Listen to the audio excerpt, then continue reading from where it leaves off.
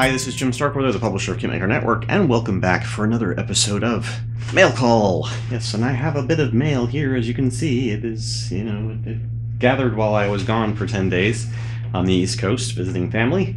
But I'm back, and no, I did not go to Disneyland. I got this a while back.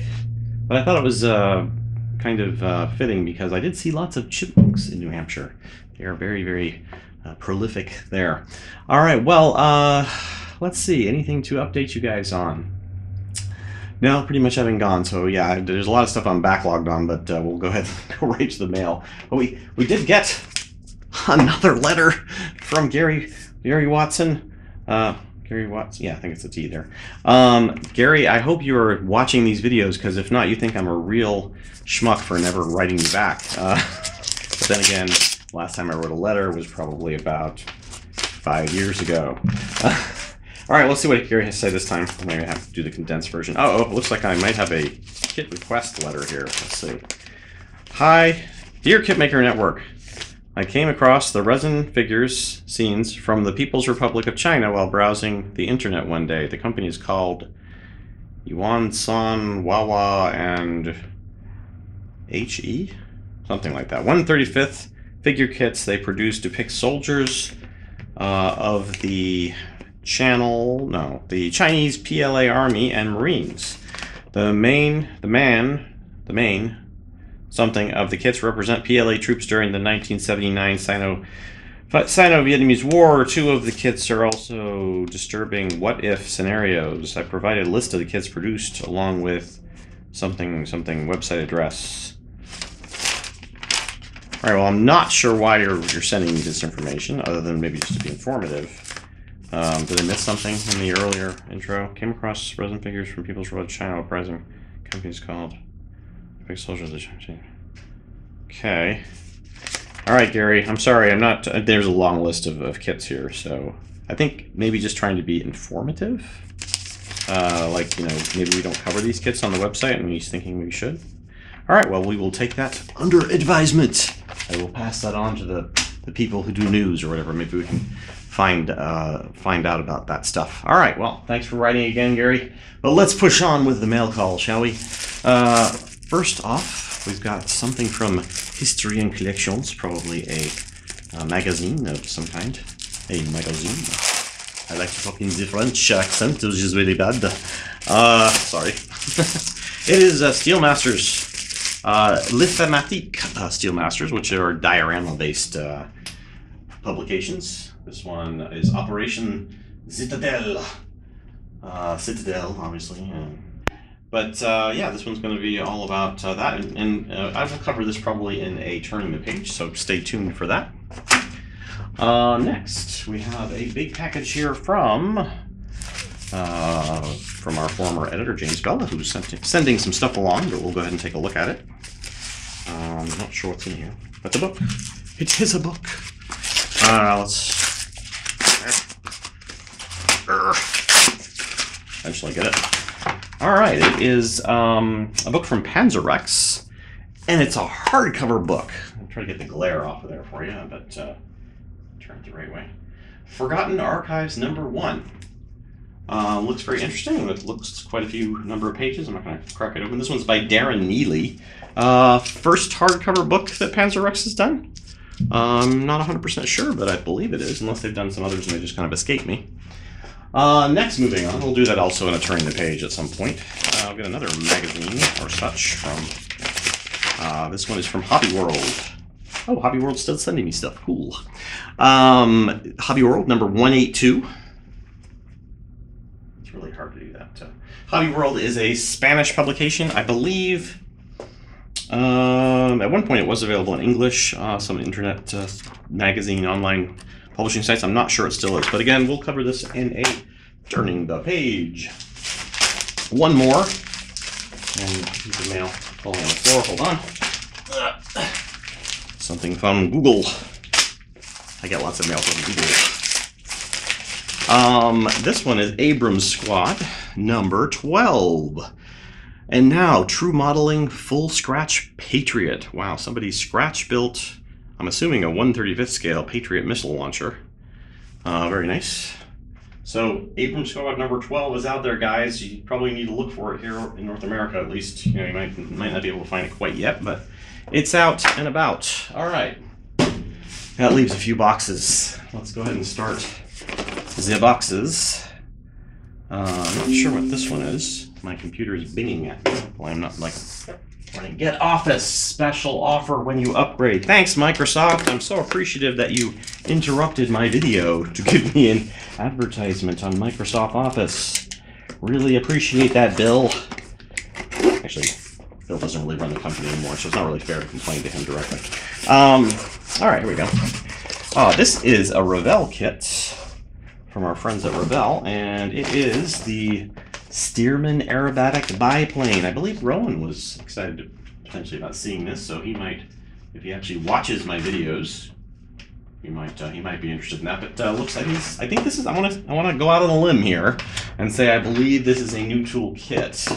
At least I'm not an expert in that field, but I believe it is. Let's see. Read the paper. Enclosed, please find selection of recent model kits from Revell USA. If you have any questions, this is the standard cookie cutter kind of thing they send out. Doesn't have any specific information on this release, which would be nice, Revell. Just saying. You spend how many tens of thousands of dollars with new molds and stuff. You know, it might take a couple minutes to put some information about the kits in with it. There's probably stuff on the box, but you know, speaking of that, I really wish they would, because you know they need to. I'm gonna have one of those moments. I'm kind of opening this box from probably. Well, we'll see who it is from, but Jim's moment of modeling wisdom. The information obviously they put on kits boxes is nice, but any book you pick up in a bookstore, right? You flip to the front cover and it says first printing, you know, when it was reprinted, and so forth and so on. And they've been doing that for how many years? 100 and something. So I think it would be nice if kit manufacturers actually put, you know, new tooling kit as of, you know, first produced February 2015, whatever.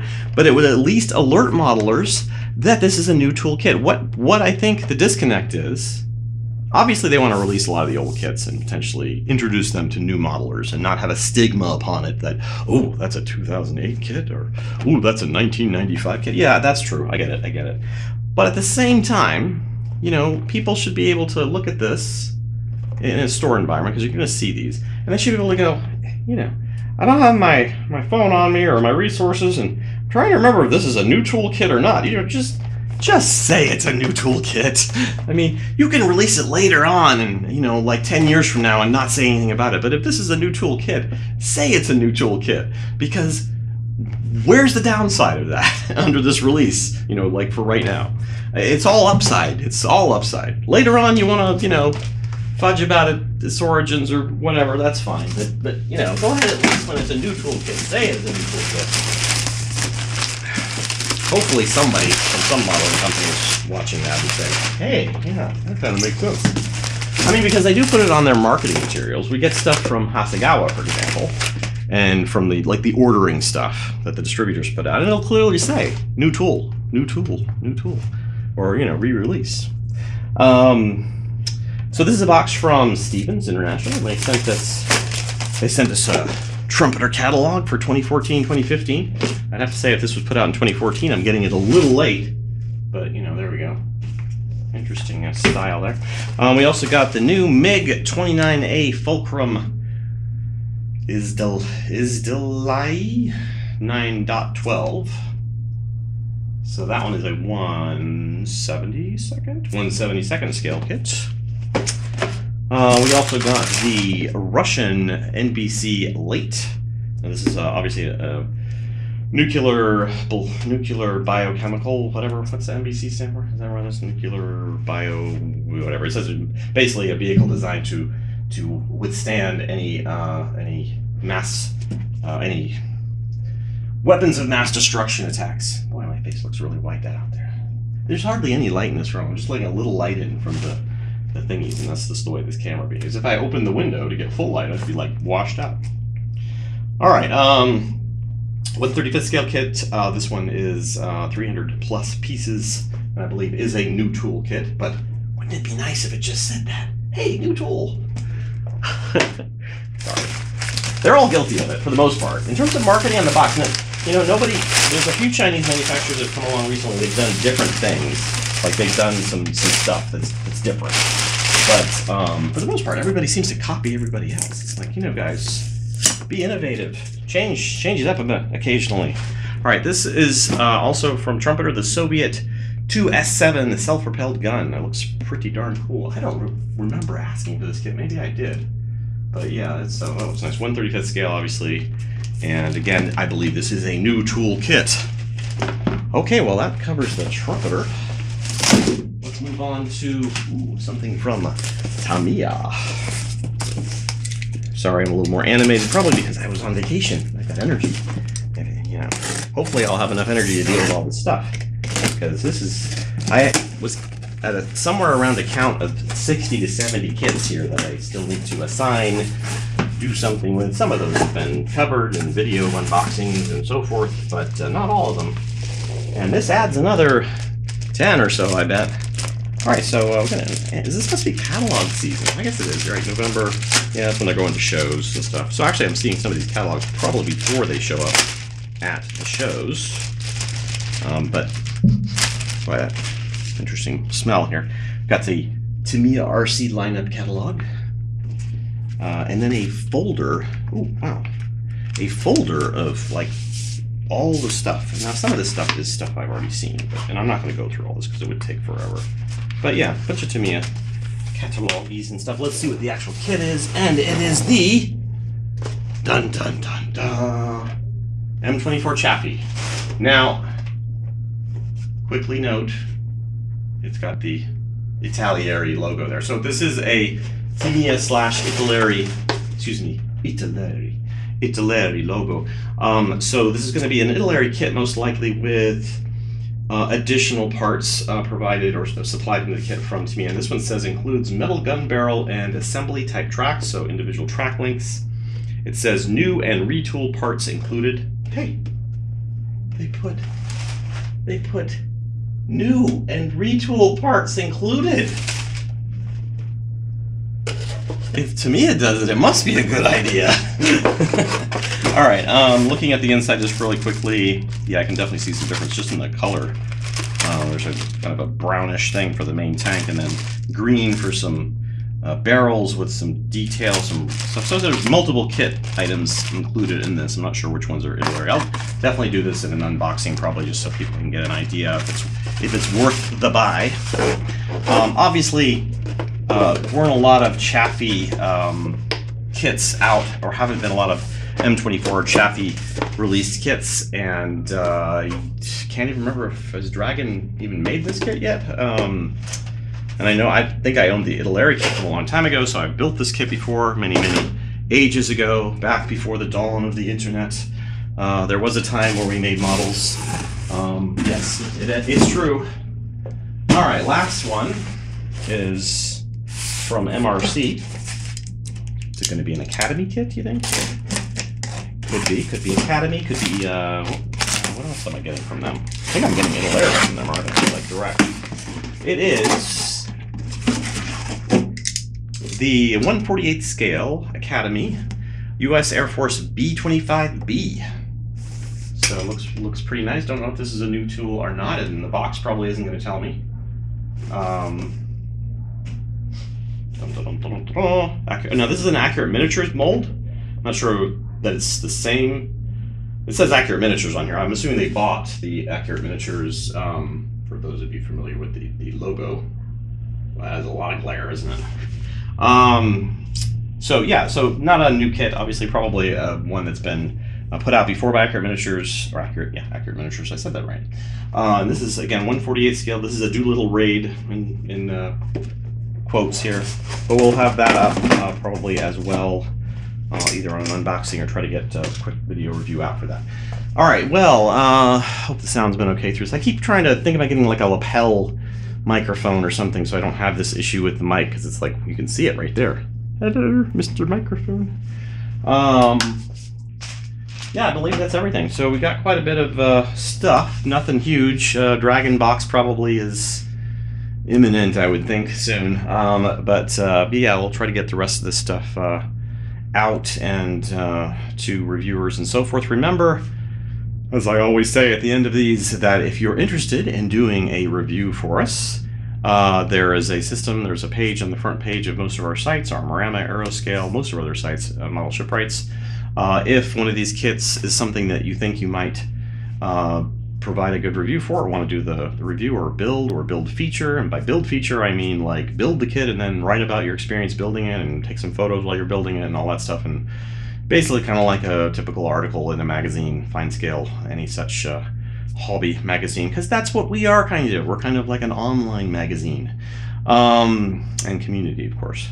So yeah, the information's on the home pages for that. You can check that out. There's links there about submitting, and there's links for seeing what we've got for samples, all right in the reviews box area on the homepage.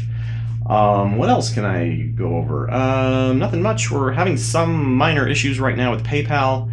I apologize. It is causing some issues with subscriptions for our subscriber members. I need to get that taken care of like ASAP this week. I tried to finish it before I left, but it was a little more complex than I thought it was. So right now that means that anybody who signs up, for example, is not immediately getting access. I have to manually give them access and so forth. And I think there's at least one person who's out there right now who probably is wondering why nothing changed. So I want to get that fixed ASAP, like I said. And otherwise, I think everything is running fairly smoothly. Of course, we can always use more help, as well as contributor reviews and things like that. We do need staffers to staff our sites, and that is a volunteer position. We have people all over the globe doing it, from nationalities, yeah, pretty much everywhere, although we are looking for more people in Asia. So I'll give a plug, I guess, for a specific scenario. If you're somebody who speaks fluent Chinese or fluent Japanese, and as well as speaking English, obviously, and think you can or want to help us out with vendor or manufacturer relations and things like that, it would mostly likely mean in those circumstances you would end up with samples yourself to, once you start creating dialogues with these companies, they generally want to deal with the people they're talking to and so forth. So, but there are companies that we sometimes contact with overseas, especially in Asia, that there's just a slight too much language barrier kind of thing, and we can't sometimes get across little nuancy things that might be necessary to promote a good, solid, growing relationship. Now, it's not true for most of the major companies, obviously, but some of the minor companies it does happen. So that said, though, usually we've had pretty good luck with most of the companies we're currently working with. But I'm sure there's some smaller ones that we've just never been able to interact with. If that's basically makes sense. Otherwise, yeah, we're doing pretty good, and looking forward to a nice holiday season here on the site. I know, generally speaking, our membership or our viewership rises in the wintertime, so we're going into our busier period. Again, if you're a YouTube user and you aren't familiar with their websites, you might want to check them out. You can go to kitmaker.net to get kind of the overview thing, and there's a section on the top of the site that actually lets you click into different sites. But yeah, there's armor sites, aircraft sites, ship sites, science fiction sites, figure sites, even a 6th scale site that is in heavy need of attention in terms of content and so forth. But yeah, we've got them all. So with that said, we'll sign off and see you next time on Monday Morning Mail Call.